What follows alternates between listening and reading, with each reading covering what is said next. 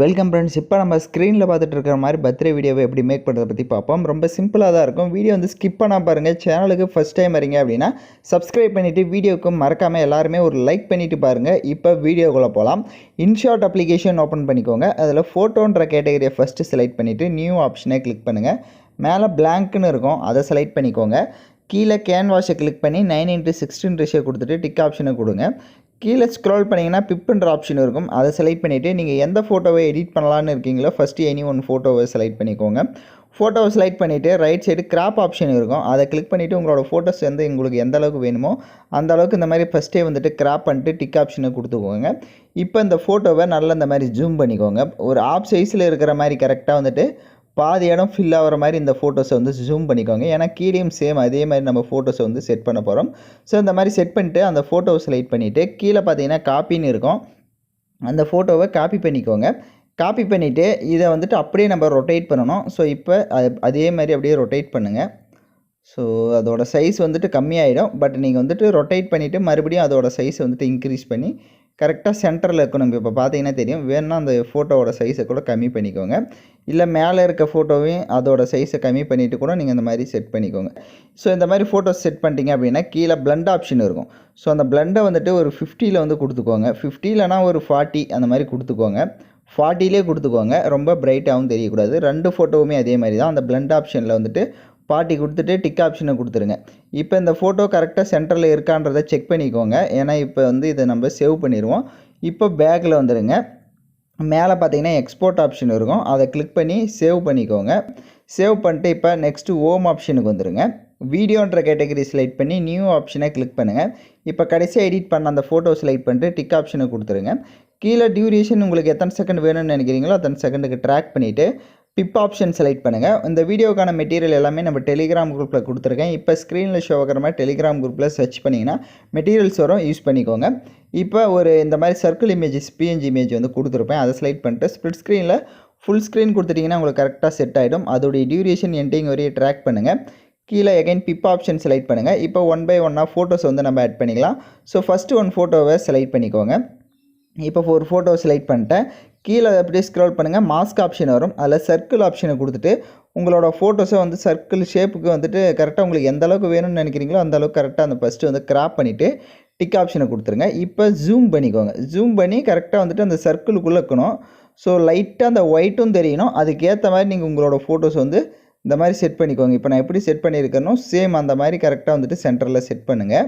இப்போ அந்த photo set பண்ண மாட்டி அதோடைய டியூரேஷன் எண்டிங் வரையே ட்ராக் பண்ணிக்கோங்க. எகைன் கீழே பிப் ஆப்ஷன் செலக்ட் பண்ணுங்கள். நெக்ஸ்ட் ஒன் ஃபோட்டோவை செலக்ட் பண்ணிக்கலாம். அதே மாதிரி தான் பேலன்ஸ் இருக்க ரெண்டு சர்க்கிள்லையுமே வந்துட்டு உங்களோட ஃபோட்டோஸ் வந்துட்டு இப்போ நம்ம எப்படி சென்டரில் ஒரு ஃபோட்டோவை செட் பண்ணியிருந்தோமோ அதே மாதிரி ஃபார்முலாவில் கரெக்டாக வந்துட்டு இந்த பேலன்ஸ் இருக்க ரெண்டு ஃப்ரேம்லேயுமே ஃபோட்டோஸ் வந்து செட் பண்ணிக்கோங்க. ஸோ இப்போ நான் பார்த்தீங்க அப்படின்னா கரெக்டாக 3 ஃப்ரேம்லேயுமே 3 ஃபோட்டோஸ் ஆட் பண்ணிட்டு அதோடைய டியூரேஷனும் எண்டிங் வரையே ட்ராக் பண்ணிக்கோங்க. இப்போ டிக் ஆப்ஷனை கொடுத்துருங்க. மேலே எக்ஸ்போர்ட் ஆப்ஷனை கிளிக் பண்ணி இப்போ இந்த வீடியோவை சேவ் பண்ணிக்கோங்க. ஏன்னா நெக்ஸ்ட்டு தான் நம்ம வந்துட்டு இன்னும் எஃபெக்ட்டு பட்டர்ஃப்ளை பிஎன்ஜி எல்லாமே செட் பண்ண போகிறோம். ஸோ அதனால் தேவையான குவாலிட்டியில் எக்ஸ்போர்ட் பண்ணிக்கோங்க. இப்போ தான் ஃபஸ்ட் டைம் சேனலில் வந்து பார்த்துட்ருக்கீங்க அப்படின்னா ஒரு லைக் பண்ணிவிட்டு பாருங்கள், அப்போ தான் நமக்கு ஒரு மோட்டிவாக இருக்கும். இப்போ இந்த வீடியோவை சேவ் பண்ண வாட்டி ஹோம் ஆப்ஷனை கிளிக் பண்ணிடுங்க. வீடியோன்ற கேட்டகரி செலக்ட் பண்ணி நியூ ஆப்ஷனை கிளிக் பண்ணி கடைசியாக எடிட் பண்ண வீடியோவை செலக்ட் பண்ணிக்கோங்க.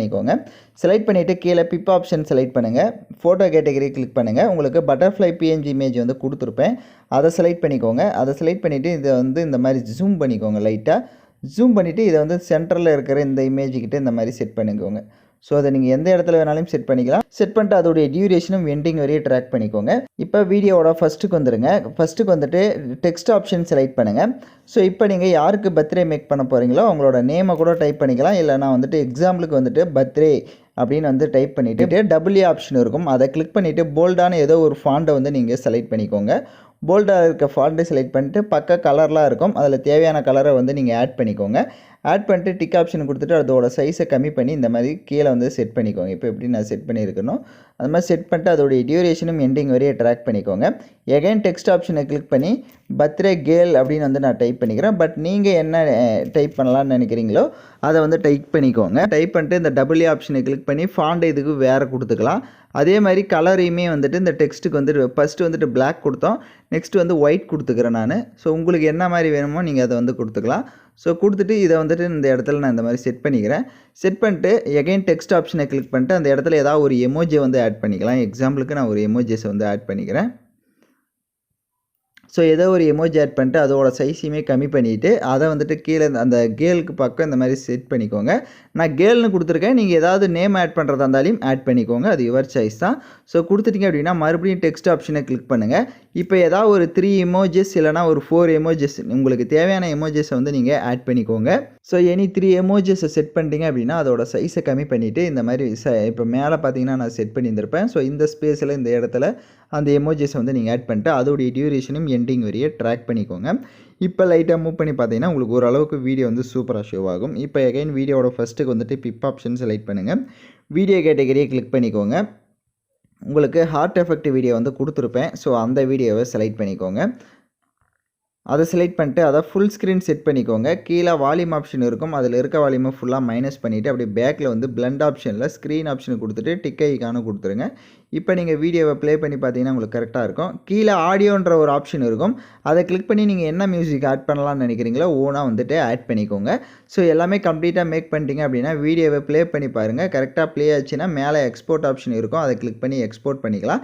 யார் கரெக்டாக எடிட் பண்ணீங்களோ அவங்களாம் மறக்காமல் கமெண்ட் பண்ணுங்கள். இந்த மாதிரி வீடியோஸ்லாம் தொடர்ந்து வரணும் அப்படின்னா நம்ம சேனலை மறக்காமல் சப்ஸ்கிரைப் பண்ணிவிட்டு லைக் பண்ணிவிட்டு பாருங்கள்.